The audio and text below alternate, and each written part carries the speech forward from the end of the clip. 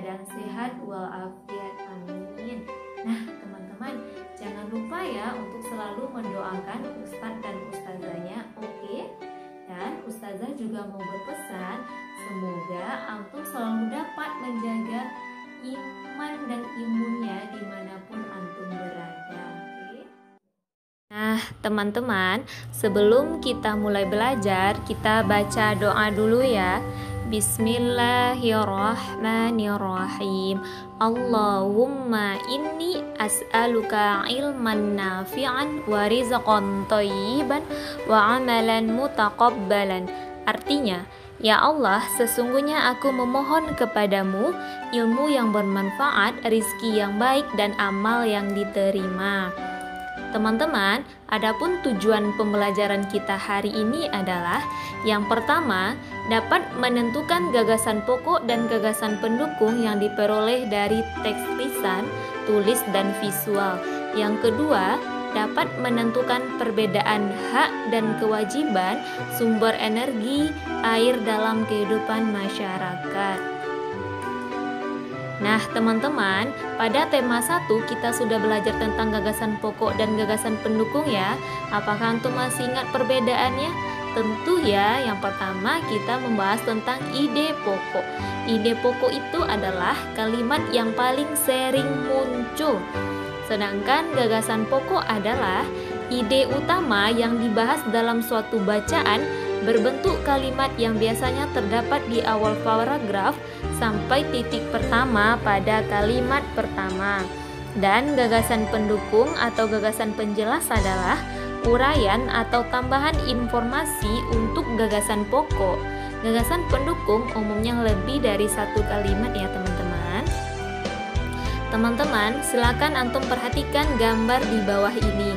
Pada gambar tersebut kita dapat membuat beberapa kalimat dan langsung kita buat menjadi paragraf ya. Nah, dari gambar tersebut ada seorang wanita yang sedang meminum air. Kita berikan nama wanita tersebut Ustazah Tika ya. Ustazah Tika meminum air dengan menggunakan gelas. Gelas Ustazah Tika berisi setengah air putih. Gelas Ustazah Tika berwarna putih bening. Gelas tersebut dipakai dengan baik agar tidak pecah. Ustazah Tika sangat menyukai gelas tersebut. Gelas Ustazah Tika adalah hadiah dari ayah. Gelas tersebut dibeli di pasar raya. Gelas berguna untuk menampung berbagai jenis minuman. Gelas terbuat dari bahan yang berbeda-beda. Gelas tersebut juga merupakan alat pajangan di dalam rumah. Nah, teman-teman, dari paragraf tersebut kita bisa menentukan ide pokok dalam paragrafnya ya. Ide pokoknya adalah gelas Ustazah Tika, karena gelas Ustazah Tika sering disebut dan sering muncul pada paragraf 1 dan paragraf 2. Nah, gagasan pokok paragraf 1 adalah Ustazah Tika meminum air dengan menggunakan gelas. Selebihnya adalah gagasan pendukung ya teman-teman. Selanjutnya, gagasan pokok paragraf kedua adalah gelas Ustazah Tika adalah hadiah dari ayah. Selebihnya adalah gagasan pendukung ya teman-teman atau tambahan informasi untuk gagasan pokok. Antara gagasan pokok dengan gagasan pendukung harus sesuai ya teman-teman. Dan gagasan pokok paragraf 1 dengan gagasan pokok paragraf 2 harus sesuai juga ya, agar isinya tetap sama dan tidak berbeda. Air memiliki banyak manfaat untuk makhluk hidup. Salah satunya adalah untuk minum. Untuk itu, kita sebagai manusia harus mampu memakai air dengan baik. Ternyata, dalam memakai air terdapat kewajiban dan hak yang harus kita lakukan loh. Mari kita pelajari tentang kewajiban dan hak terhadap berbagai sumber energi dan lingkungan yang ada di sekitar kita dalam kehidupan sehari-hari. Kewajiban adalah segala sesuatu yang harus dilakukan menurut aturan yang berlaku agar semua individu mendapatkan haknya secara layak. Hak adalah segala sesuatu yang harus diterima setelah melaksanakan kewajiban. Nah, Kita baca teks berikut ya teman-teman tentang menghemat air di rumah. Air merupakan kebutuhan yang mendasar dalam kehidupan manusia dan makhluk hidup lainnya. Fungsi utama air yang sangat penting bagi kehidupan adalah sebagai air minum, karena untuk memenuhi kebutuhan air di dalam tubuh.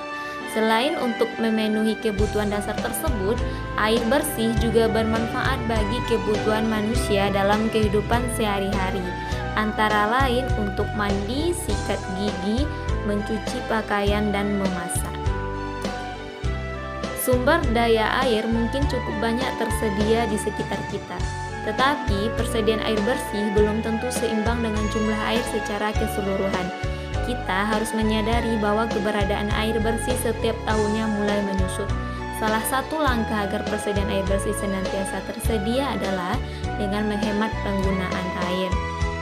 Dari teks di atas, kewajiban kita adalah untuk melestarikan alam dan penghematan persediaan air. Sedangkan hak kita setelah melakukan kewajiban adalah berhak untuk mendapatkan air bersih. Jadi setiap kita melakukan kewajiban kita dengan baik ya teman-teman, insya Allah kita akan mendapatkan hak kita. Nah, latihan antum adalah yang pertama itu, tuliskanlah gagasan pokok dan gagasan pendukung pada teks menghemat air di rumah. Yang kedua, tuliskan 5 contoh kewajiban kita dalam menghemat air. Yang ketiga, tuliskanlah 5 contoh hak yang dapat kita lakukan setelah menghemat penggunaan air. Dibuat dalam buku latihan ya teman-teman. Setelah itu difotokan dan dikirimkan ke wali kelas masing-masing. Terima kasih teman-teman. Nah, dari pelajaran kita tadi bisa kita ambil kesimpulan pembelajarannya. Yang pertama, mengetahui gagasan pokok dan gagasan pendukung. Yang kedua, mengetahui kewajiban dan hak dalam menghemat air di rumah. Oke teman-teman, sampai di sini dulu pembelajaran kita hari ini ya.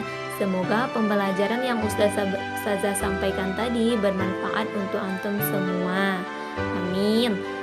Tugas yang Ustazah berikan jangan lupa dikerjakan pada buku tulisnya ya. Setelah itu dikirimkan ke walas antum masing-masing. Kita tutup pembelajaran kita dengan mengucapkan hamdalah ya. Alhamdulillahirobbilalamin. Assalamualaikum warahmatullahi wabarakatuh.